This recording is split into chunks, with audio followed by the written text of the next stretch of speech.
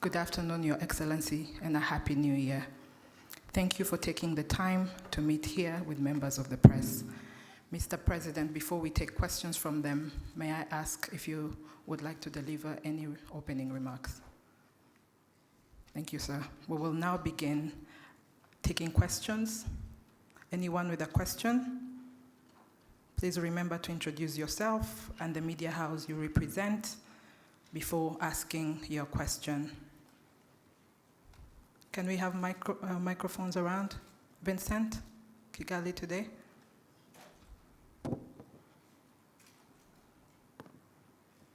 Thank you very much, Your Excellency. My name is Vincent Gasana. I work with the KT Press. So it seems a startling thing to say, but all things considered, the crisis in the Democratic Republic of Congo could be ended in a mere matter of days if everybody else were to acknowledge the real causes of the conflict openly. But instead, people seem to be intent on focusing on claims from the UN Group of Expert reports. There is the recent statement from President Joao Lourenço, for instance, on the M23 rebel alliance entry into Masisi, seems to go on a supposed threat to territorial integrity of the DRC instead of the real causes of the conflict. So one wonders, Your Excellency, beyond signing more agreements that a lot of the signatories tend to promptly ignore, can Your Excellency envisage anything else that can be done to bring everybody around the real causes of the conflict and focus on that and get beyond the impasse and the obvious impediments to peace? Thank you very much indeed.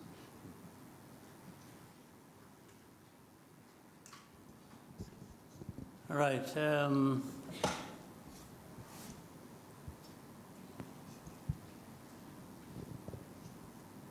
Much as I said, I didn't have much to say, as was prompted by the moderator. Let me first of all welcome you and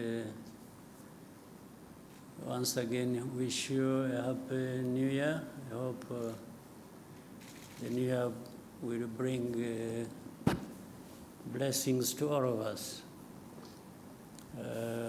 I think we had time to talk about the last year. And the last year ended well. We are now in the new year. As a country, as a people, this country and our partners and myself, we hope we can continue the good progress we made last year and do even more, including probably realizing peace in our region. We are looking forward to that. So that is the starting point of my answer to your question. This problem of Eastern Congo, which I have in the past even explained as not just Eastern Congo problem, but Congo's problem as a whole, and the problem for our region, the problem for our continent and the rest of the world. But every time it is referred to as Eastern Congo problem, in a way, rightly so, because it is centered there. But the cause of it and many factors that perpetuate that problem are from different parts of the world, including from the big countries as we know them, the powerful countries as we know them. In fact, that problem has roots in the history of that country, the history of our region, and the history of our continent, relating to even the early days of colonial time.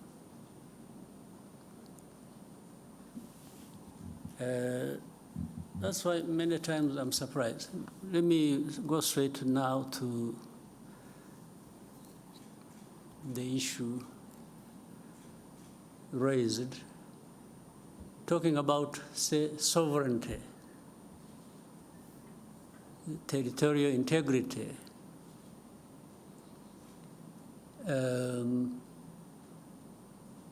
As you said,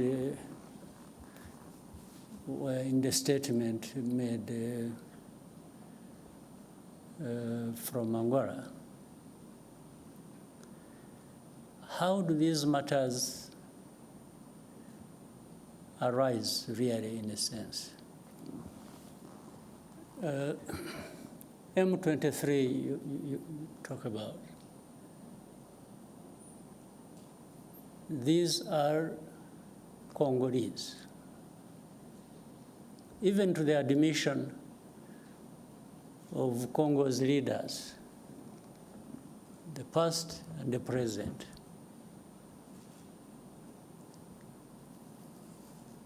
Now,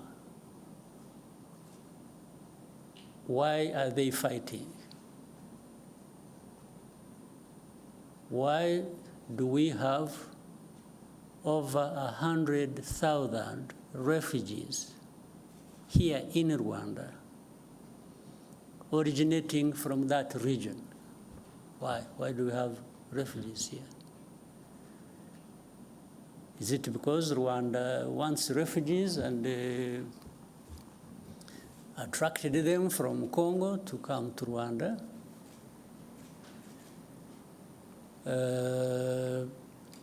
I said the first question, M23, why would they be fighting? They just like fighting. So, in the fighting that is happening in Eastern Congo, and you call that violation of sovereignty, territorial integrity, how does it arise?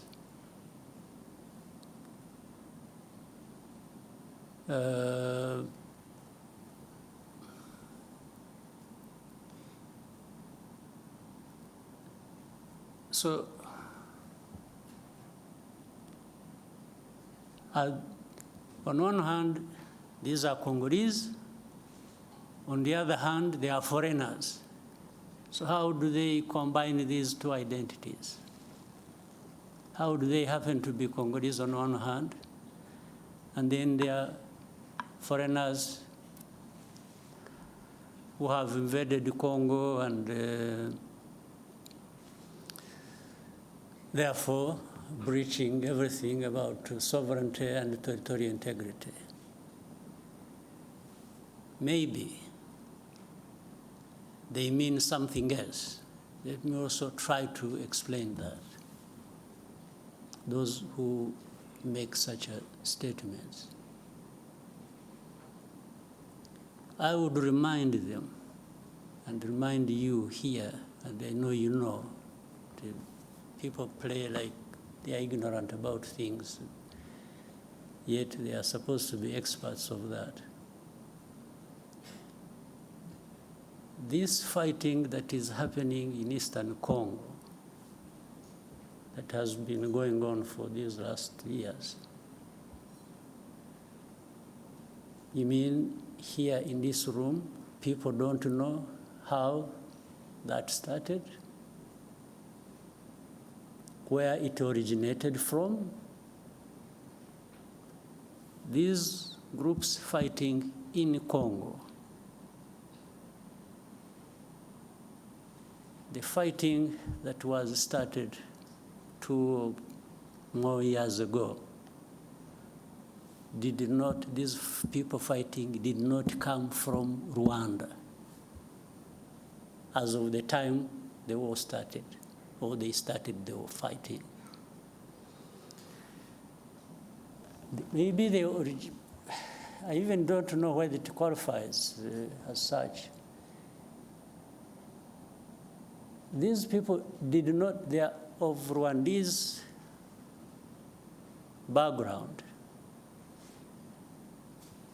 I don't know whether it would even be right to say they originated from Rwanda. Most of them, Congo found them where they are or where they were. It's not that there was a movement from Rwanda. Maybe some might have originated from Rwanda by this movement from Rwanda to that part, long ago. Even either before I was born or when I was a kid myself. But what I meant that Congo found these people there has to do with this history I'm talking about, of colonial times and the drawing of colonial borders. But that's why also the Congolese leaders at one point admit that these are Congolese, and then try to find another reason and say, oh, but the fighting is supported by Rwanda. But they can't tell anybody and convince anybody that the actual people who are fighting now, who started this fighting we're talking about, came from Rwanda. They did not come from Rwanda.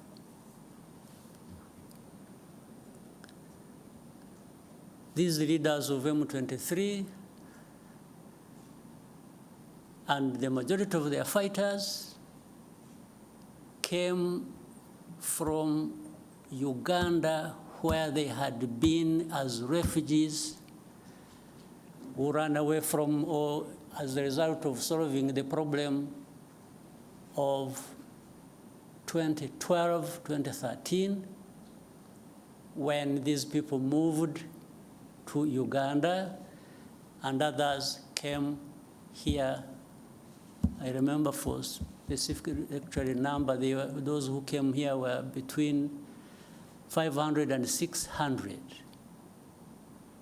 whom we disarmed and gave back arms to the government of DRC at the time.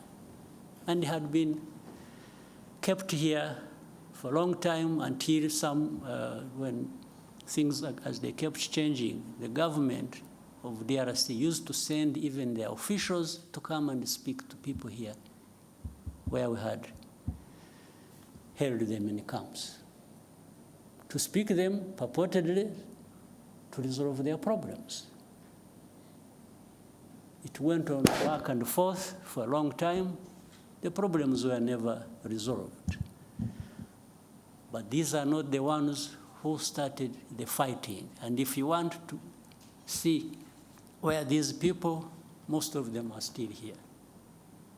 The fighting was started by the main group that was in and from Uganda. So how did it become Rwanda's problem, honestly?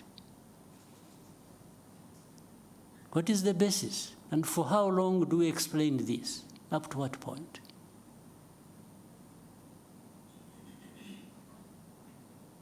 These people, the ones who lead this, and then the other hundreds of groups fighting in Eastern Congo, have nothing to do with Rwanda.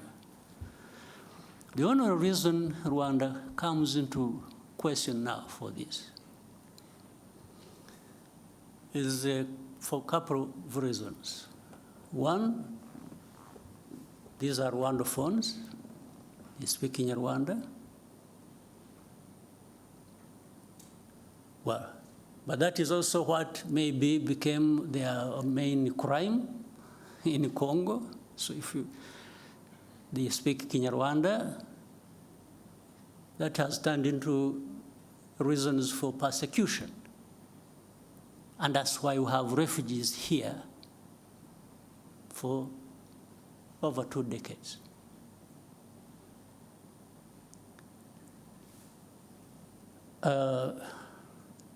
The other reason is the FDLR that has been, these genociders who have been in Congo for the last 30 years, whom the international community have really entertained. I think they have deliberately preserved them. I don't know for what. Whether it is a gift of thanks to them for having committed a genocide here, or preserved them because they are anti-Rwanda and government, and therefore they would use them as and whenever that is possible against Rwanda, to control Rwanda, to manage it the way they want. Otherwise, tell me, part of the reason is MONUSCO, this UN force, is in Eastern Congo, in the DRC, was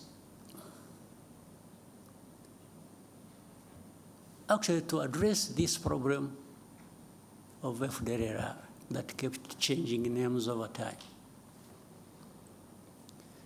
But after 30 years, if you ask the UN and say, what happened? If you really ask them what they've been doing for the last 30 years they've been there, and with tens of billions of dollars they have spent on it, what is there to show for that effort that was made? Only to end up blaming Rwanda for everything that is happening in Eastern Congo, or really in Congo, because even all problems of Congo are blamed on Rwanda by these so-called international community members,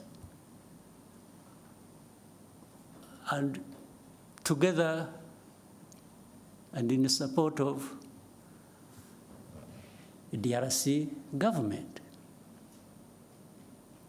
If DRC government is not encouraged to take its own responsibility for its people and its country, and everybody joins them to blame others for their problems, how do you expect Congo to actually address these problems that affect all of us? How? So the statement you referred to, therefore, is part of this, I don't know what to call it, honestly. But it just doesn't make sense. It doesn't add up for any solution to the problems at hand that we need to be addressing. I don't see how. Well, I imagine a scenario where if we didn't have Rwanda at all, or if we could relocate Rwanda to another part of the world and remove it from here, would that solve the problems of Congo or of the region? Really? So, and people get lost in the blame game, this, that, and forget to really address the root causes of the problems we have and find a solution. And then you have geopolitics being played into all this.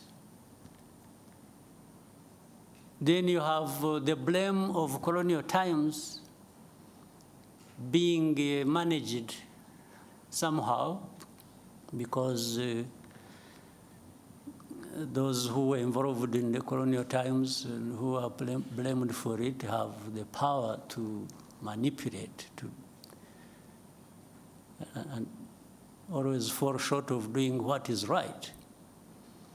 You find they have groups they create, they say groups of experts. I mean, how do you expert in doing what? Then you find the groups of experts. These experts are led by people who are supposed to come and really cover up the blame that should be leveled against those who are responsible for those literary crimes of that past of colonial times.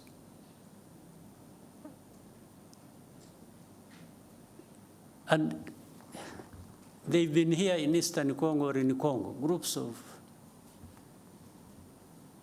of experts. What expertise? Expertise to come and terrorize? These groups, the people making up these experts,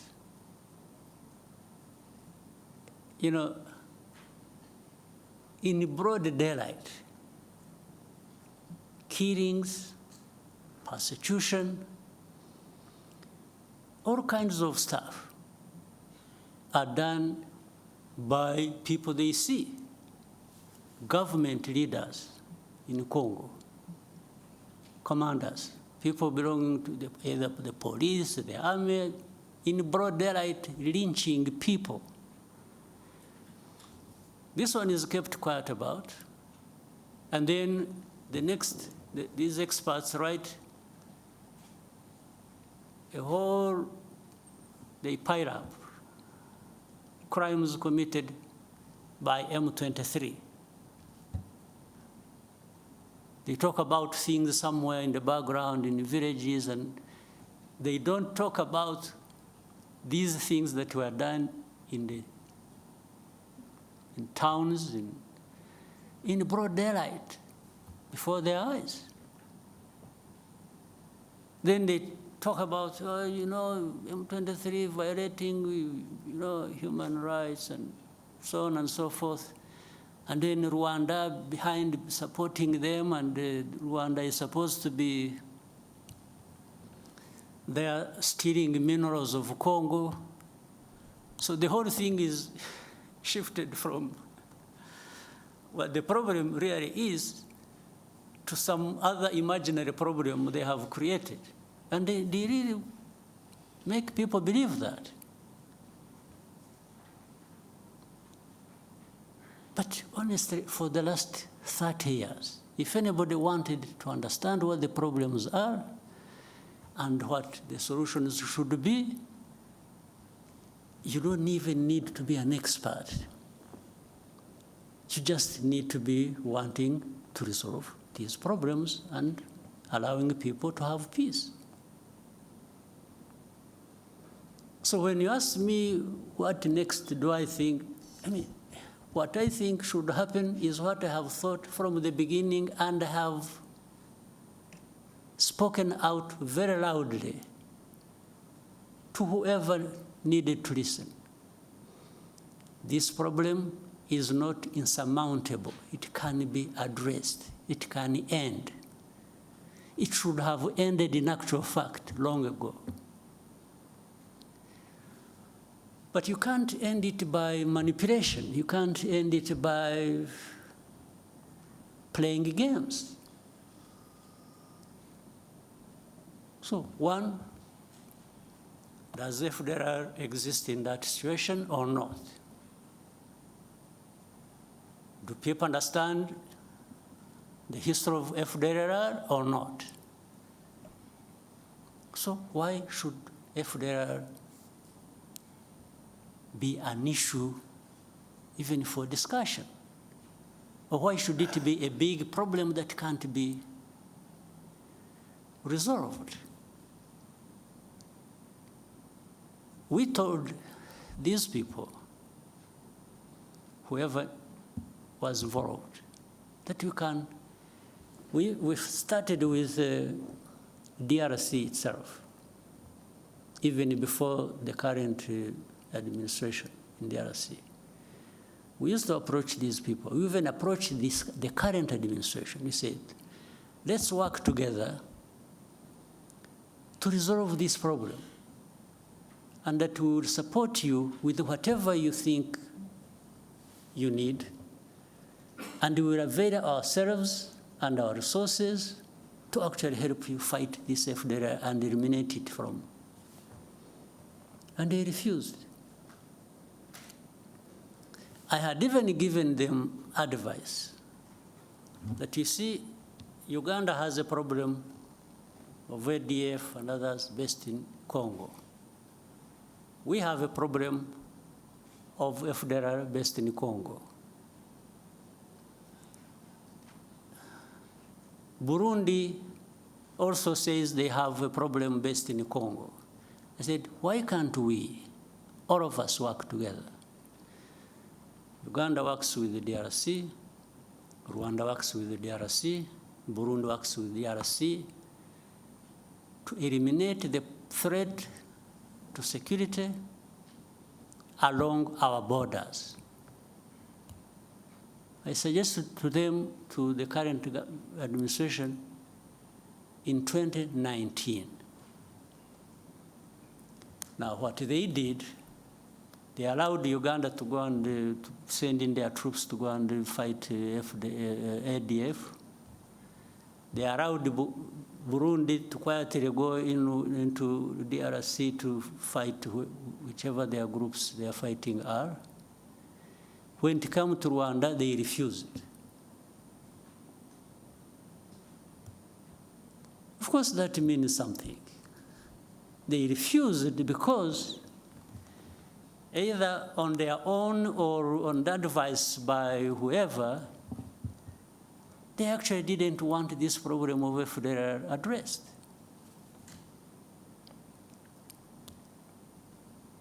This was way before this M23 problem flared up.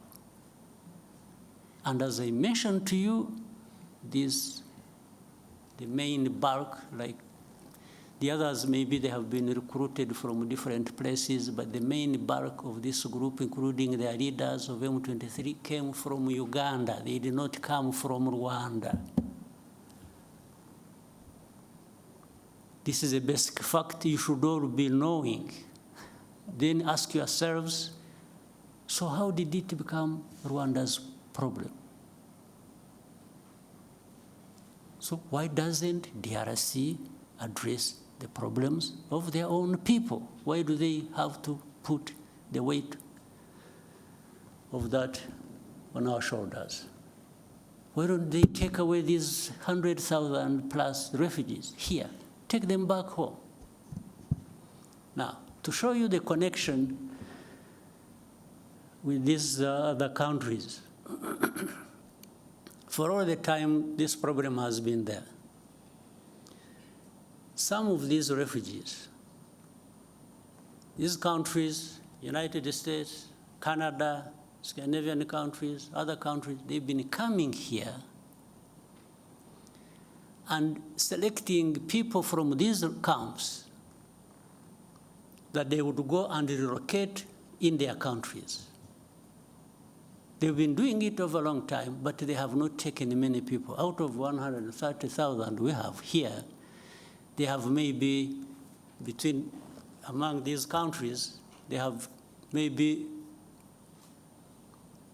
relocated for settlement in their areas about, can't be more than 11,000. Over 20 years. So do these people come and take these refugees, or these people, knowing that they are taking Rwandese or they are taking Congolese? They definitely know they are taking Congolese. So how about those who are staying here and have not found a home anywhere in these areas? What happens to them? And they are coming every day, every time, with this fighting going on. So then they quickly find a solution in saying, let's blame Rwanda for everything. Then they make statements. Rwanda-backed M23 is doing this, is doing Rwanda every day. Rwanda must remove their forces. So I asked another time when we were having a conference like this, if anybody thinks Rwanda is in DRC, why should Rwanda be in DRC? They should ask themselves that question. If you want to blame Rwanda for being in DRC, can you also make an effort and try to reason and say, okay, but yeah, it's true, Rwanda is in DRC. Rwandan forces are in DRC. But why? Why should they be in DRC?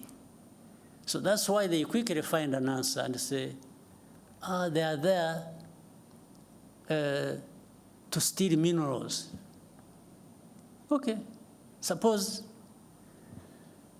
that is also true, if you think that is true. What happened to FDLR? Or what happened to what produced refugees to be here in their hundreds of thousands? What happened? Why? Was it because RDF was stealing minerals in Congo? That's why these refugees came here?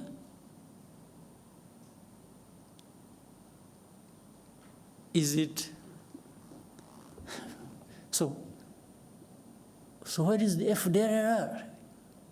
FDLR is nowhere. You don't remember 2019, and later on, afterwards, 21 and so on, when there were 2019 in November, I remember there was an incursion through Virunga Mountains, invaded our country, areas of Kinigi and in Musanze. These were FDLR. Afterwards, the bombardment that came from DRC onto our territory. There we held a Commonwealth conference here.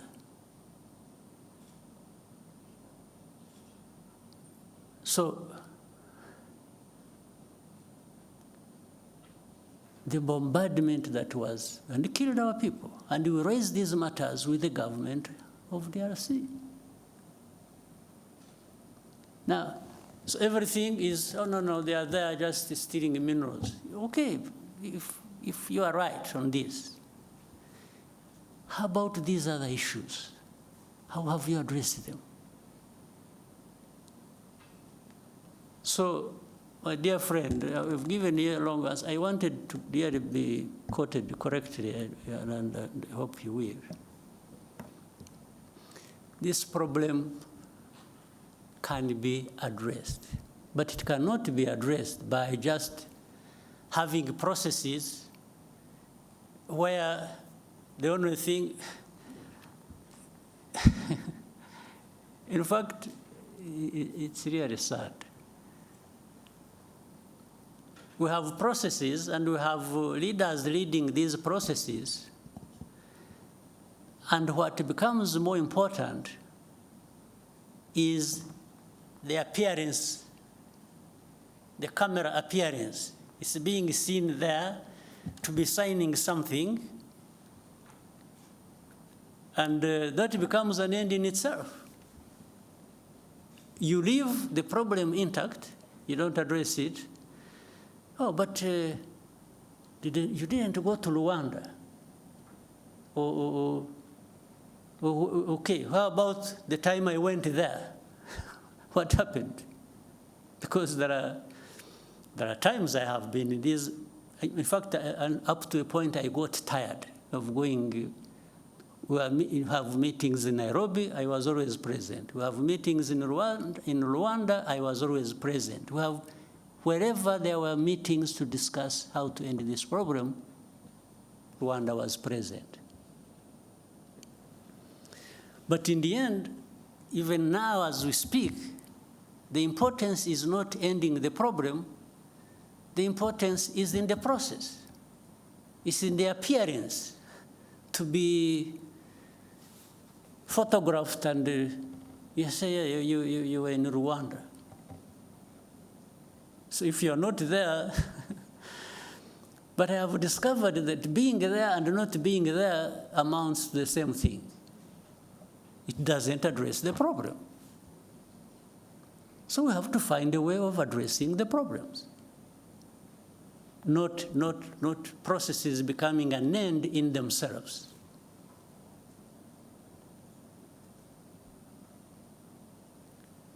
Not the leaders of those processes holding people's hands and doing this being an end in itself.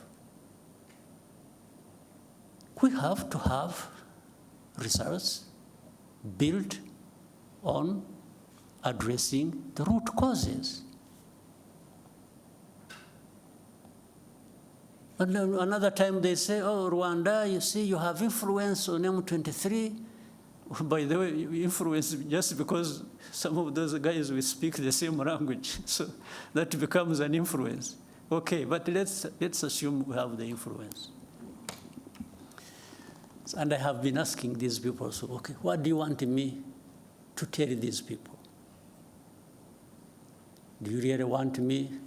What do you want me? Give me a message to take to these people over whom I have influence.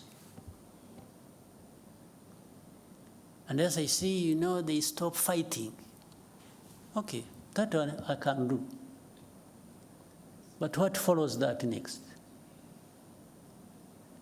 Because if I tell them to stop fighting, and they are attacked and killed, who takes the blame? It's not you who sent me to tell them, it's actually me. Meaning I lured the people into, but then in all conscience, do you also want me to go and tell people that you should accept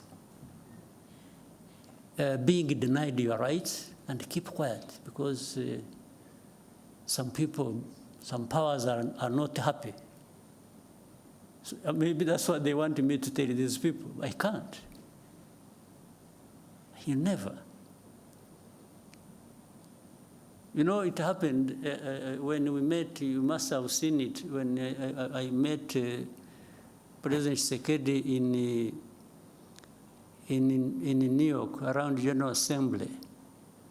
And we had with us President of France, President Macron. At that time, they were telling me, please give these people a message. They leave Bunagana. There is a place they had taken over called Bunagana, the border with Uganda. Otherwise, fighting will continue. I said, okay, I can even transmit your message, just out of politeness. But if I tell them to leave Bunagana and get lost, first of all, where do they go? Secondly, are you going to follow that with addressing their problem they are fighting for?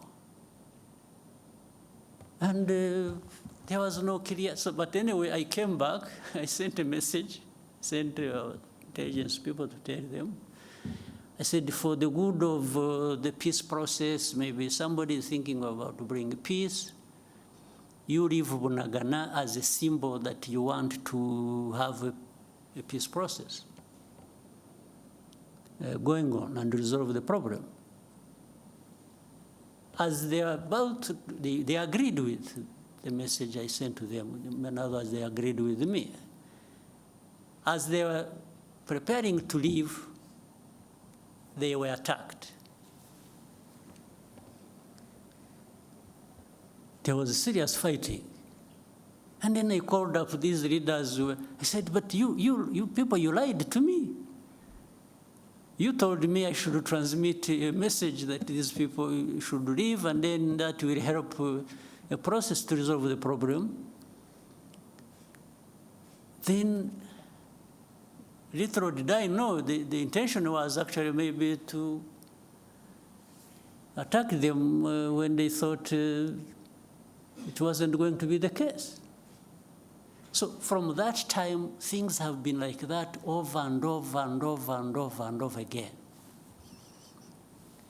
These government forces attack. In most cases, they are beaten back. And then there is a loudspeaker everywhere announcing how M23 has been violating ceasefire. You attack, we fight, I push you back, and then I'm the one who violated the ceasefire. This has been what goes on every day. And even with these experts that we have in place, they cannot tell, but that shows it's not that they can't tell what is the truth. It's just that the truth is not what they want. It's not what they like. It's completely different. So Rwanda, while we may be blamed for other people's problems, we are also happy to be blamed for our own problems of trying to defend ourselves, if that is what it means. We will defend ourselves at any cost. There's no question about it. I have told those who are behind all this in a very clear language. They keep asking me the same questions. I keep giving them the same answers. If there is anything that I can compromise on, it has nothing to do with ceding even a millimeter in terms of preserving the security of our country. Absolutely not. So, my friend who asked the question, the answers are obvious, they are known. But in their heads, these other people have their own other way of looking at things. They don't care about us. They don't care about anybody. They care about themselves. If you want to allow yourself to open up, to be crushed, you get crushed, and that's not their business. They really facilitate that.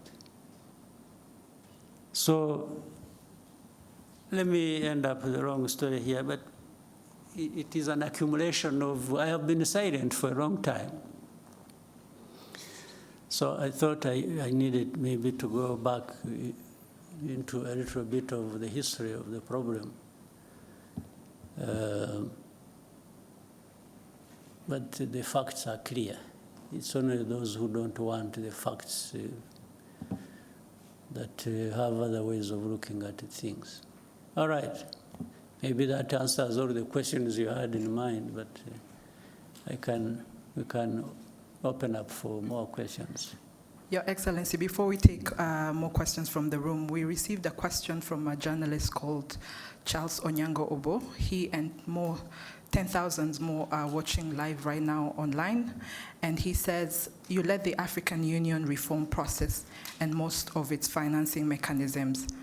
Given the failure of AU diplomacy and security interventions in the Horn of Africa, the fiasco the EAC faced in Eastern DRC, the mixed results of the Luanda process, do you think perhaps AU needs a reform of its political and diplomatic processes? Some have gone as far as calling for the disbanding of the AU's Peace and Security Council and the creation of a new, more effective mechanism. Do you agree? And what reforms, if any, do you think can make change? Well, on what he said, do I agree? I don't. Because it's not the structure or the form or whatever you have in place that is the problem. It is the people. It's the leaders. It's the people working in those structures and therefore, subsequently, the countries they come from that are a problem. So how do structures in themselves become a problem? So even if you created another structure, but you have the same people thinking the same way, what are you likely to get out of that? I think Charles must be aware of that. I don't know what really needs to be done. Yes, I was given responsibility by the leaders of our continent to work with others to suggest the reforms that can be made on our continent. I was happy to lead that process. And by the way, I also reached a point, after I had more or less completed the main bulk of what I was supposed to do, I thought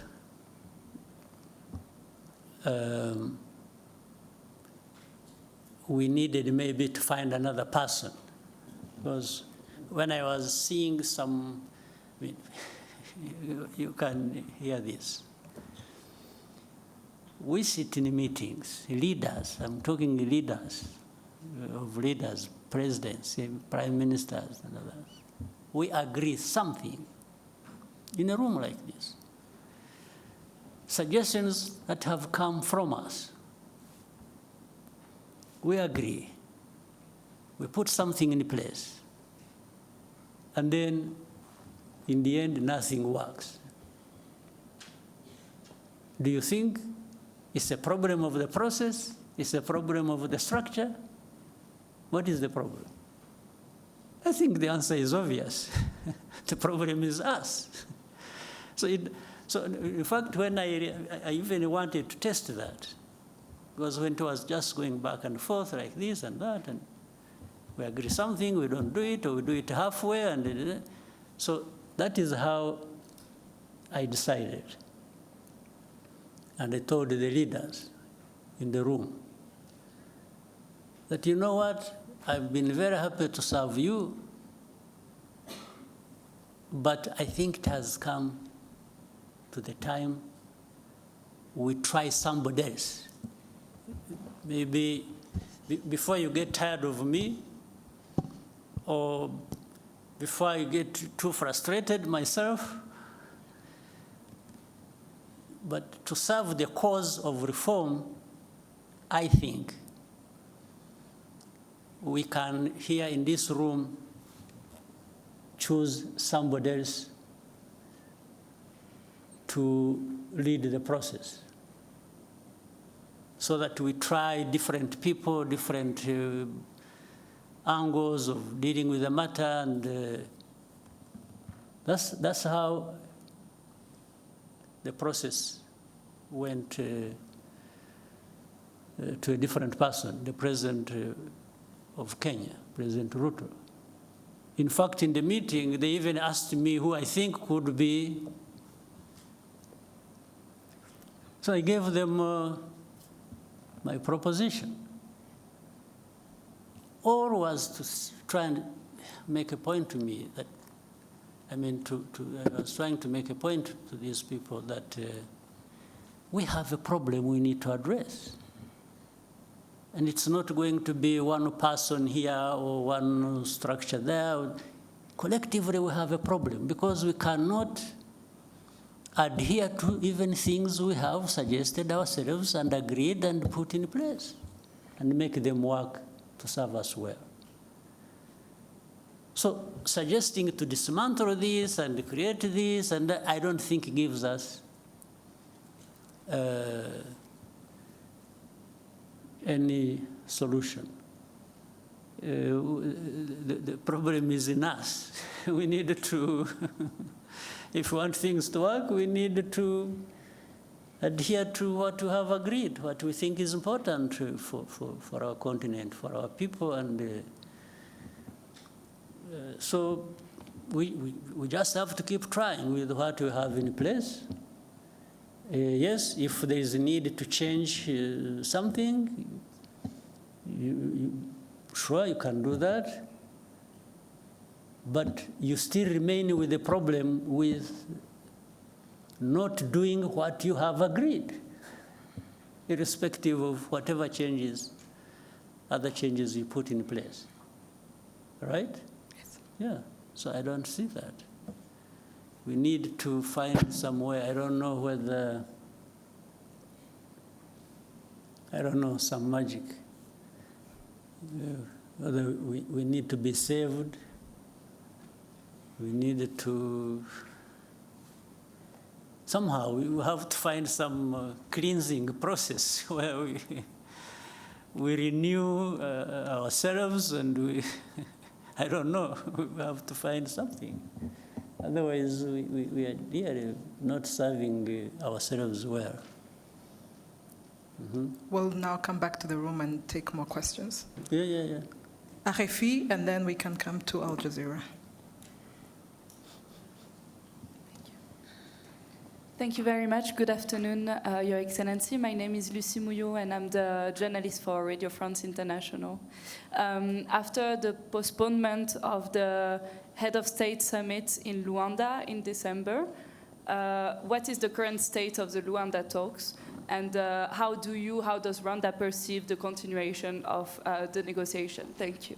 What the last part, sorry? How does Rwanda perceive the continuation of the negotiations in the Luanda talks? Yeah. For that one, I try to give it a short answer, much as it lies in the early explanations I was giving.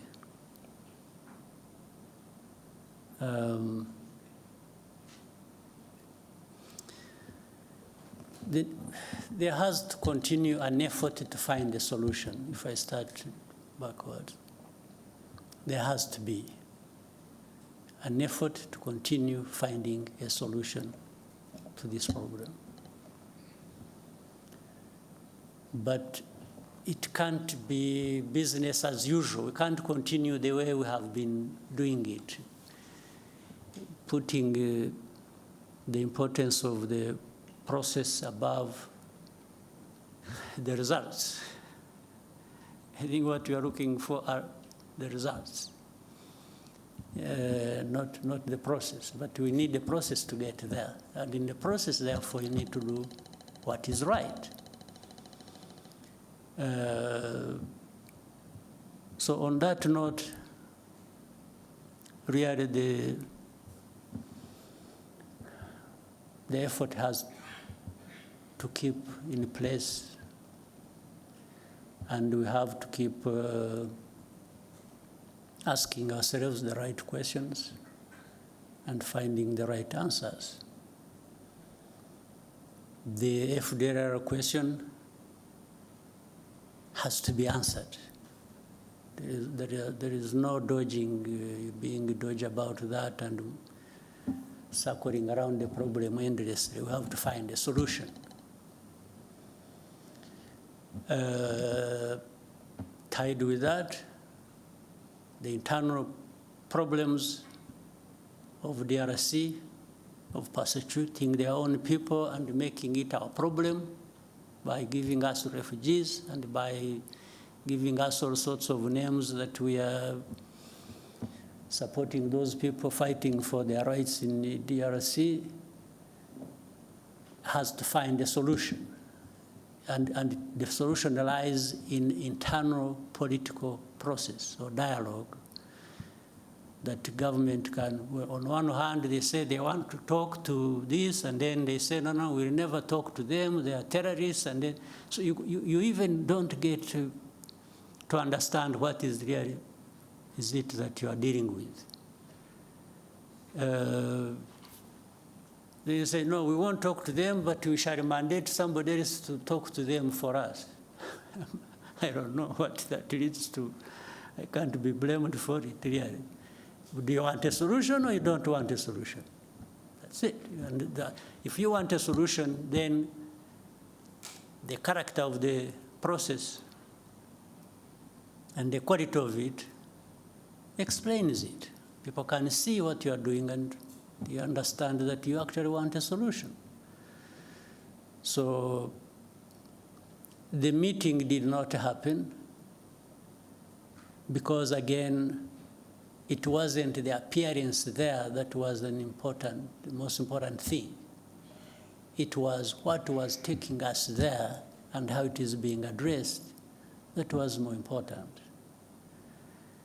And before the summit was to take place, there had been technical people meeting, discussing, and ministers meeting, DRC, Rwanda, and Angola. The technical people would agree things, and then it comes to ministers, what the technical people agreed, half of it is rejected. And when I'm saying this, mark you and check. It should really be rejected by DRC, not Rwanda.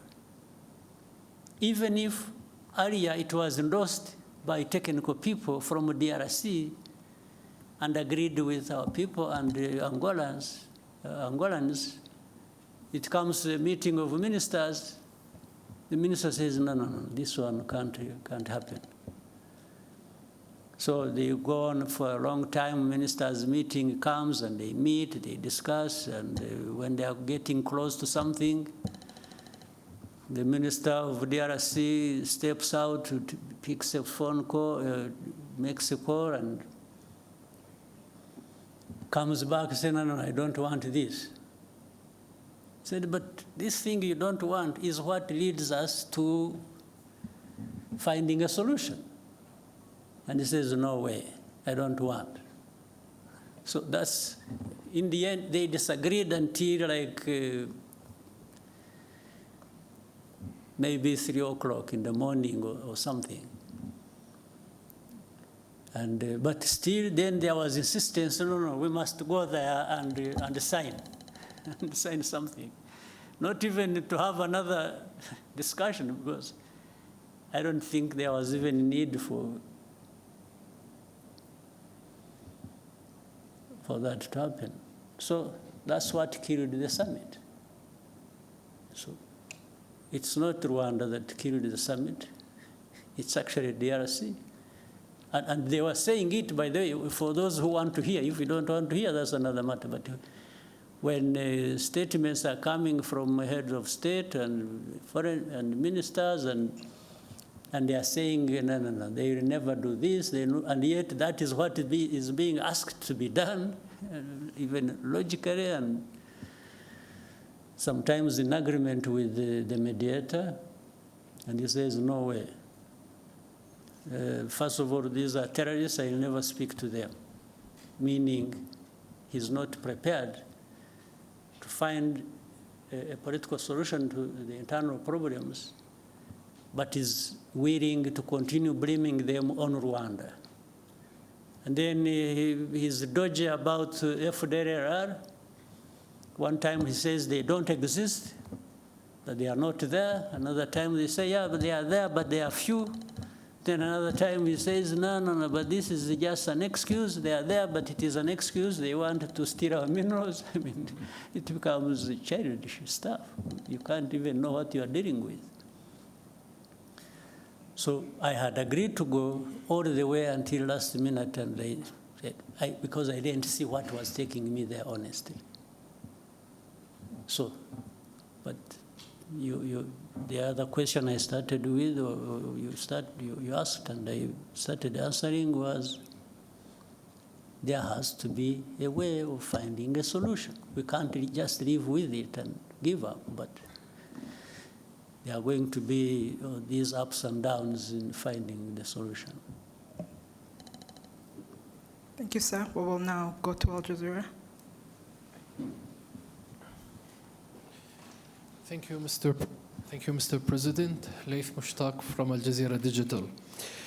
Mr. President, in a few days, there is a new administration will take office in United States. Do you expect a change in how Washington deals with the situation in Eastern Congo? Thank you. Well, first of all, I respect the change that has taken place in the United States, because for it to happen, it must have been for very good reasons that the Americans endorsed in their vote. So I'm happy with what there is, and I've got to deal with it the way it is. And building on that, I think so many things have changed and will change. First of all, the administration changed through a democratic process. There are many things, even geopolitically, at least the approach, that are going to change, for sure. And I guess, and I think so, that it will be the same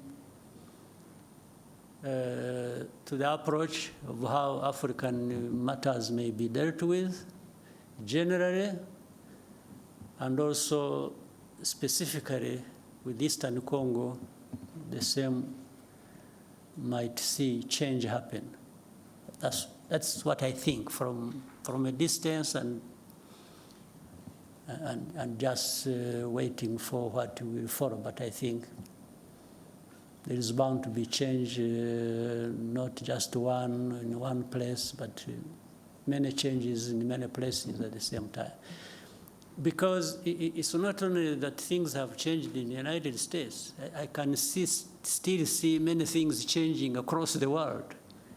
In fact, at a terrific speed, that we have to work hard to take care of ourselves, given the whirlwind of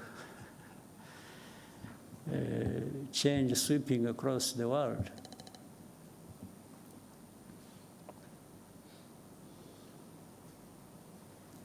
Thank you, sir. Ozwaki? Microphone. What is it? Okay, thank you. So murakoze nyakubahwa Perezida wa Repubulika, nitwa Mutuyezu Oswald, nkora kuri Radio TV 10. Guverinoma iriho ni ukuvuga abaministre barahiye ku itariki 19 z'ukwa munani, ubu hamaze gusimbuzwamo 5. Manda ibanza yarangiye nabwo hasigayemo 5. Impinduka tubona ko zihuta cyane. Ese bisobanuye iki ku birebana na accountability, kubazwa inshingano? Ese hakorwa iki kugira ngo bitagira imishinga cyangwa se gahunda bihungabanya, bidindiza? Mubonye n'umwanya mwavuga ku kirebana na bino bigo bitsura ubuziranenge 3 byajyaga bimera nka babahigi benshi bayobya ryatungo uburari, ariko ubu byorohejwe. Bavuze yuko icyangombwa kimwe cy'ubuziranenge ikigo kibonye kiba gihagije, byorohejwe gutumiza ibintu mu mahanga cyangwa kubyohereza, nta kubasaba byinshi, kereka ibirebana n'imiti. tukibaza tuti nta kintu mubona gikwiye gukorwa no mu bikorera bananiza abakiriya babo, cyane cyane za banki usanga zituma umukiriya agenda uzana ibigaruka n'ibyo bamaranye igihe ugasanga barongeye barabigutumye. Urwo rwari urugero. Murakoze.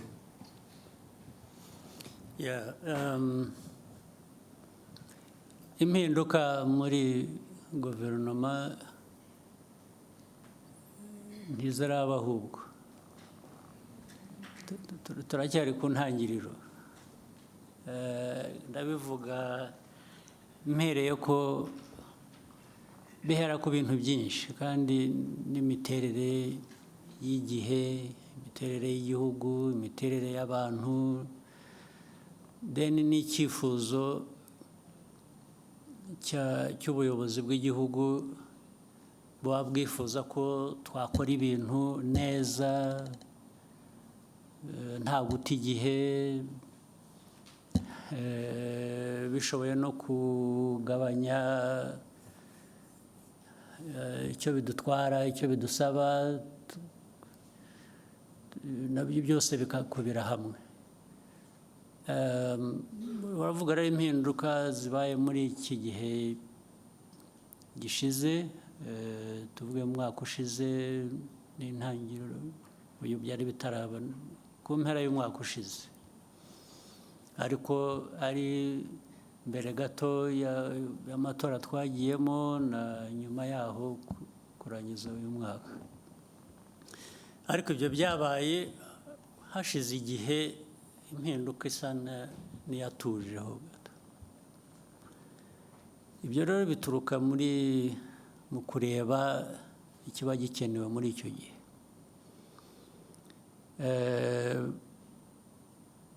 Ariko n'ubwo wambajije ikibazo, ugomba kuba ufite nawe uko ubibona cyangwa utekereza, cyane cyane binashingiye no ku bagiye bahinduka cyangwa bihindura. Ugomba kuba uvuga uti ariko aha koko hari hakenewe. Ntabwo ngusabye ngo bimbwire ubigumane mu mutima wawe, ariko nzi ko ugomba kuba ureba aha ukavuga uti ariko hariya ahubwo baradutindiye, cyangwa ahandi uti. Byose rero biva mu kugerageza, ariko dufite gushakisha gukora byinshi bishoboka, gukora ku muvuduko ushoboka kugira ngo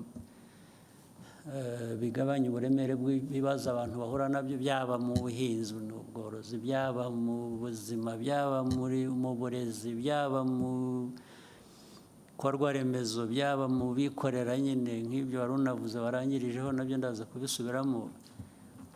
Umuntu ahora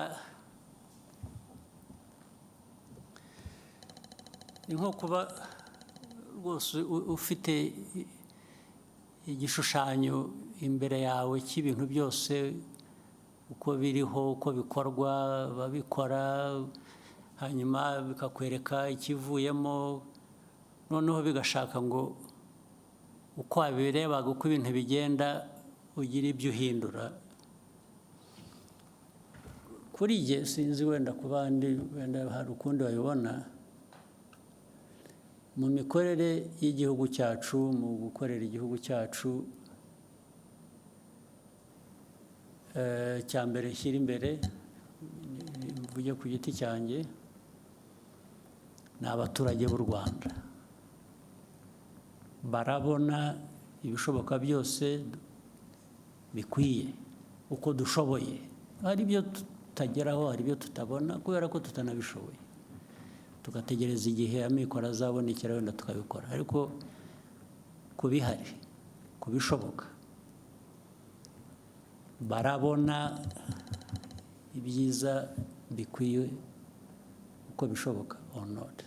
Icyo ni kimwe. Ababikora barabikora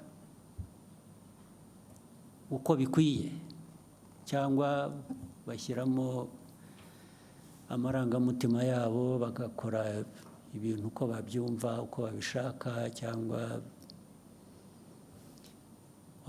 byaba biterwa se n'aho bari, bashobora gukora ahandi neza kurusha ibyo, nabyo ukabinyuramo ukabitekereza, cyangwa se barabiterwa n'uko bagera ku nshingano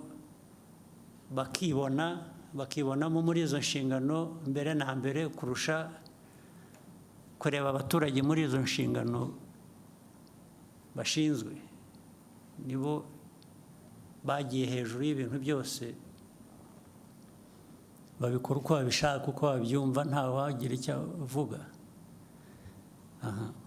Kuba bishinzwe rero bishobora kuba bishinzwe abandi ahandi, cyangwa njye kubinshinze ari nanjye biturukaho icyo kibazo cyo guhindura abo bantu. Rwose mbikora nabanje kunyura muri izo nzira. Iyo nabonye ko hari ikigomba guhinduka ntabwo ntumwanya, niyo narara ngushyizemo kubera ko nta kintu nari nkuziho cyangiza, nkakibona umunsi ukurikiye ndakuvanaho. Kuko si wowe mbona mbere mu kazi, ndabona igihugu n'inyungu zacyo mbere na mbere. Ibyo kujya kuvuga ngo atababara, tarakara, iyo wagenda ukicwa n'agahinda, njye ntacyo bimbwiye niba nakemuye ikibazo cy'abaturage cyangwa ikibazo rusange ubundi twese duhuriraho kugira ngo ibintu bikorwa neza. Kuri ibyo rero ni uko bimeze.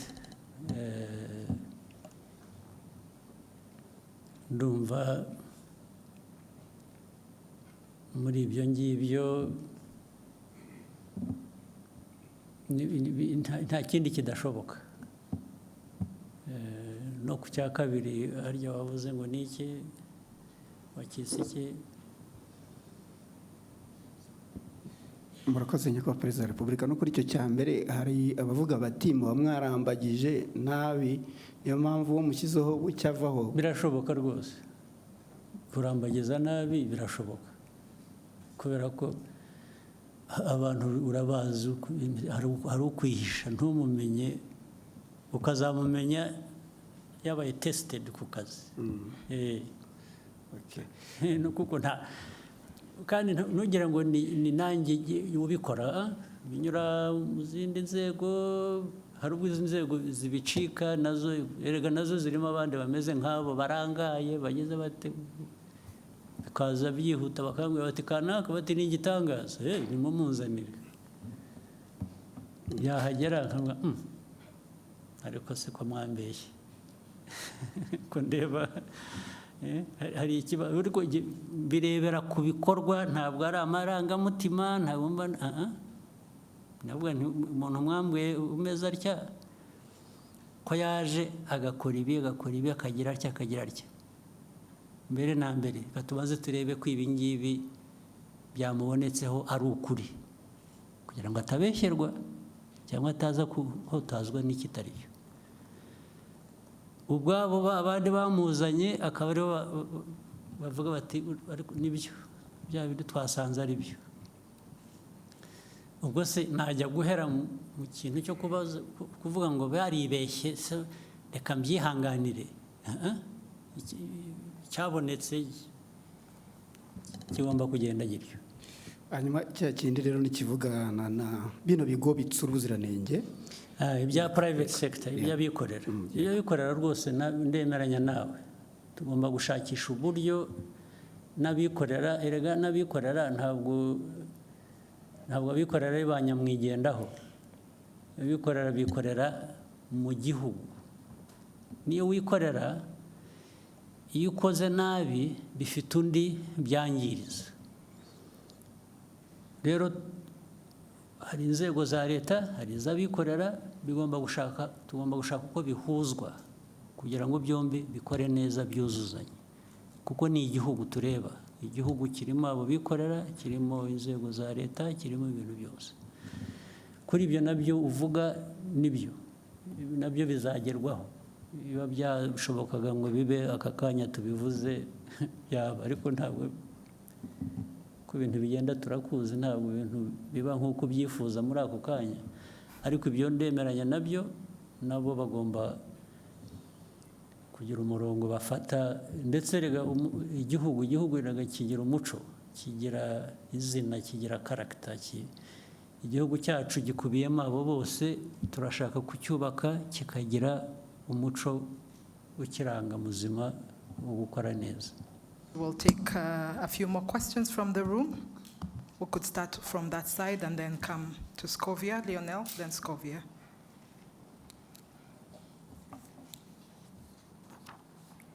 Thank you, Mr. President. We are undergoing profound changes globally in the political sphere.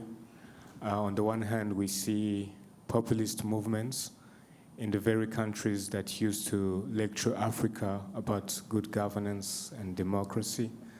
And we also see in Africa young people taking power in unconventional ways. What does it say about the future of governance, and what will the global political landscape look like in the years to come? Thank you.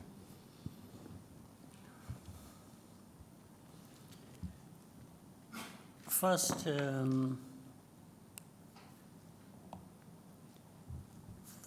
if people followed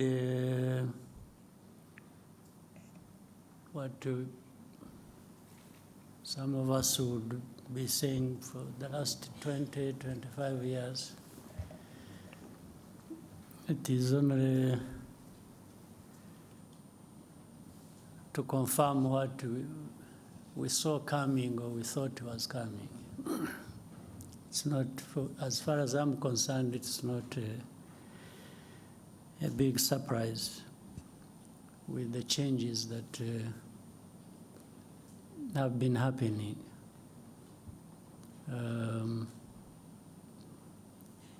Doesn't matter whichever background or political walks of life.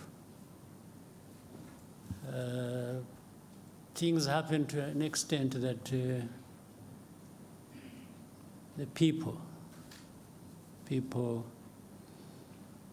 will eventually, for one reason or another, identify more with what they find benefiting them more than other things. And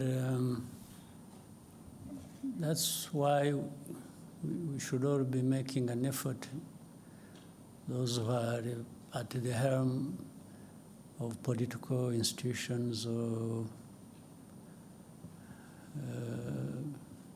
other things, to make sure we identify with what people think works for them, and work with the people to achieve that. Short of that, if you think you just impose things the way you want, and in your own way you think it's what should happen, it doesn't take very long before you are surprised that.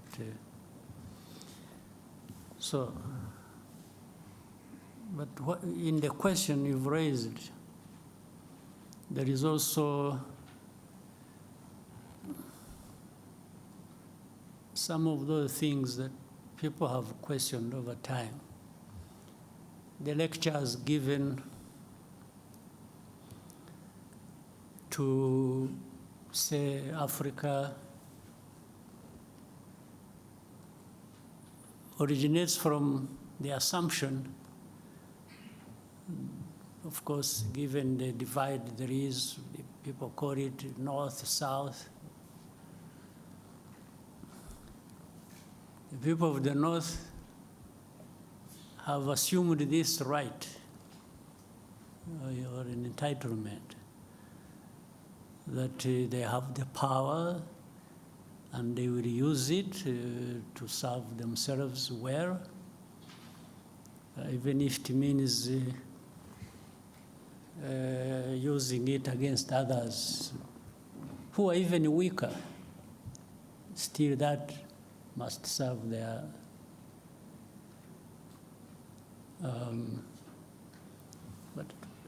but a couple of things are interesting.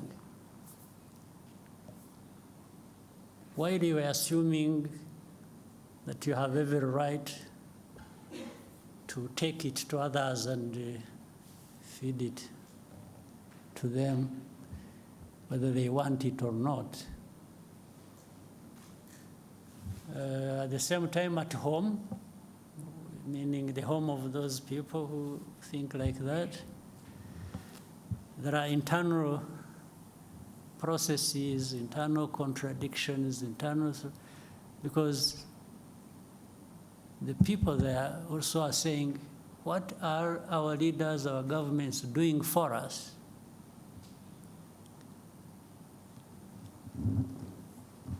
And depending on which side of politics, one will gain over others, because, and here it is difficult to tell. You can't decide for people that this is what they must think that is right for them. Even these populist or conservative or liberals or whatever you call them, within there is a discussion as to whether what is happening internally among them serves the way they see things should happen internally now, before they go out and take it on to the others, those of us at the receiving end. So that internal contradiction will define things, and rightly so, their own way. And you see, it is very interesting when you look at, somebody talked about the administration in the United States. Following what was going on the media, I mean, on the news and the media and everywhere, there was this opinion being shaped that one side had no chance. And, you know, the leader is embroiled in litigations, here, these ones, blah, blah, blah, blah, you know. Even the experts we used to follow in the news would really give you an impression they have formed their opinion there is one side that is going to win. Now, a few weeks after, they sort of disappeared, really. And these were experts to tell us about things in their own place. So why do you think? Because they were saying one thing, they were forming their opinions. They want everybody to believe that for one reason or another. But somehow the process of democracy gave them a different result. And they had to swallow their pride and accept what has happened. So that is in their area.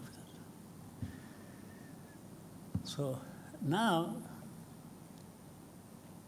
as it were from the beginning, they were used to taking it on some other people somewhere else, the South.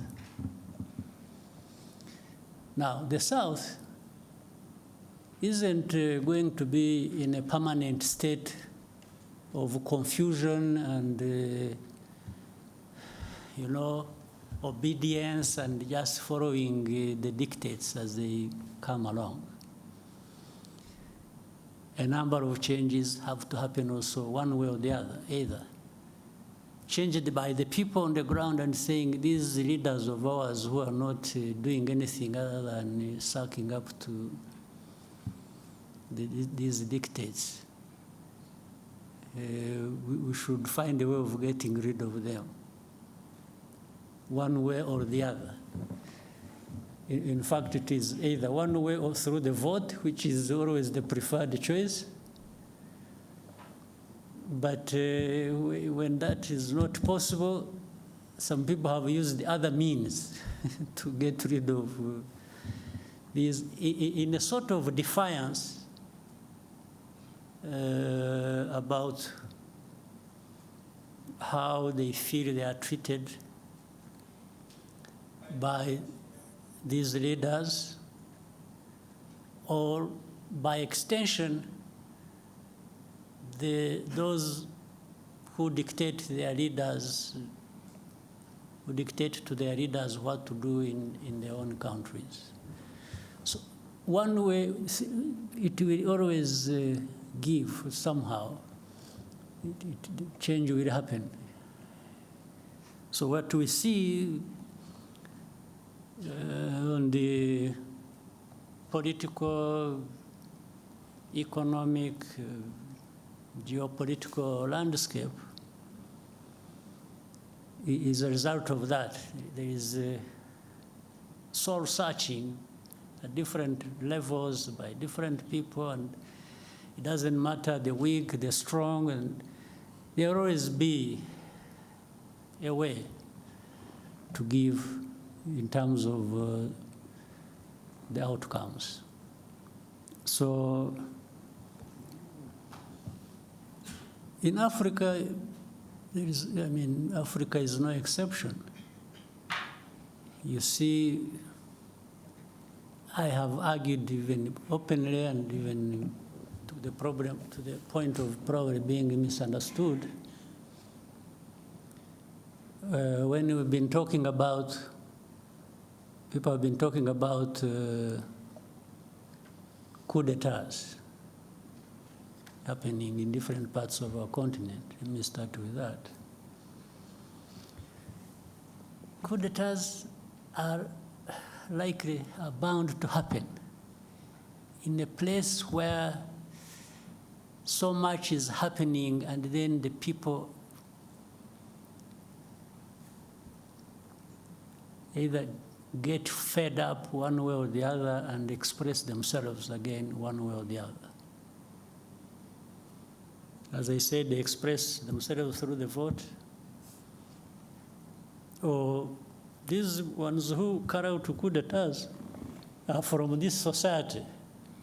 So they are part and parcel of the citizenry of these countries. So they are part of this dissatisfaction, resentment, anger, and injustice. Some young person. And then we say, oh, the establishment, unconstitutional means, Yes, means. But that has happened because the constitutional means did not deliver to the people to the extent that they, if you are saying it shouldn't have happened, then you should also be saying what was there before that was changed should not have been behaving the way it was behaving. Now, to the people, there is a point where they may tell you, yes, what we have is bad, the coup, bad enough. But what was there before was even worse. This is what they would tell you. So for them, they have maybe chosen between what is bad and what is worse. It's what I mean. Now, the remaining problem, which must also be addressed, it's not enough to change what you think is bad. It's also important that when such a change has happened, you must really do better than what you have removed. So these ones who carry out coups, they have a task to make sure that they justify why they removed or they did what was unconstitutional to bring change. That change must be real, must give the people what is better than what they were getting under. Then that would be justified, in a sense, by that. So that is what is unfolding that we see every day. There is that struggle that goes on. So I hope certainly those who take over, while they may be condemned, in some cases rightly so, everything can be put right by new developments happening that are going to serve people much, much better than what they had before. So, and that's what is happening on our continent. But for the dictates, for lectures, and so on and so forth, it's up to people to make a choice. And I think Africans need to just reject being, you lecture me on what should happen in Rwanda based on what? When even where you are coming from is having some confusion, some changes. So which dictate should I follow? I think we should also strive to do, things the way that works for us and improves people's lives. And what is so bad is that you may follow the dictate and do the very things that will run down your country. And by the way, those who give you lectures will manifest in two forms. One, some will actually blame you for it, even if you followed what they told you to do. Others will help you to sink deeper into the mess you have driven yourself. So you are better off charting your own course with your people and doing what you think is right for you or what works for you, and especially if it shows in the outcomes, in the results, then really that is what all along deserved to happen. Right? Scovia?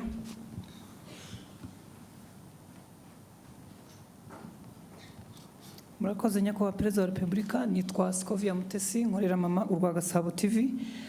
Nyakubahwa abaturage batandukanye hirya no hino mu gihugu bafite ikibazo cyaho babarirwa ko bazimurwa cyangwa hazacishwa ibikorwa remezo hagashira imyaka 2 batishyuwe kandi barabujwe kugira ikindi kintu bahakorera.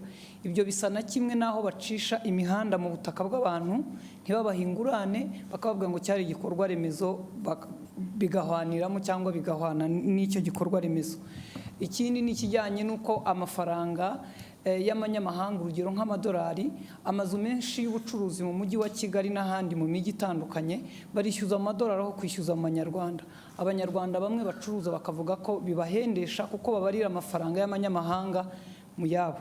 Ndasoza mvuga ku kijyanye n'ubushizi cyo nari nakubajije ukambwira ngo nzakwibutse, ngira ngo ninge warangaye sinakwibutsa. Abaturage baratacyategereje guhabwa imigabane yabo muri Banque Populaire. Ndagushimiye.